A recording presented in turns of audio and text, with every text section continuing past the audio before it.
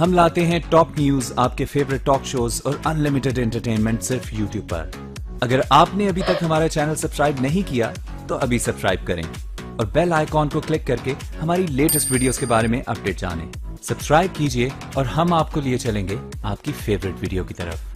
طیب جب ترکی کے وزیر اعظم بن گئے تو ترکی کے حالات آج کے پاکستان سے زیادہ برے تھے۔ $1 15 لاکھ ترکی لیرہ کے برابر تھا۔ ترکی IMF کا $90 ارب کا مقروض تھا۔ ترک بینک کے پاس صرف $5 ارب زر مبادلہ رہ گیا تھا۔ مہنگائی کا یہ عالم تھا کہ ترکی میں آلو اور پیاز اپنے وزن سے 2 گنا کرنسی سے بکنے لگے۔ کاروباری لوگ اپنی فیکٹریاں اٹھا کر جرمنی اور یورپ نکل گئے۔ مخالفین طیب اردگان کی حکومت بننے کے پہلے ہی ہفتے نعرے مار رہے تھے، کدھر ہے تبدیلی، کدھر ہے ترقی۔ پھر صرف اگلے 3 سالوں میں ترکی اپنے قدموں پر واپس آ چکا تھا۔ طیب اردگان نے لوٹ مار اور کرپشن ختم کر کے سادگی اپنا کر چھوٹے کاروبار پر فوکس کر لیا۔ ملک سے فرار کاروباریوں کے ساتھ بیرونی سرمایہ کاری بھی آنے لگی۔ 2011 وہ سال تھا جب ترک حکومت نے IMF کی آخری قسط IMF کے منہ پر مارتے ہوئے کہا کہ اب قرضہ چاہیے تو ہم سے لینا۔ 2012 تک ترک سینٹرل بینک کے پاس صرف $26 ارب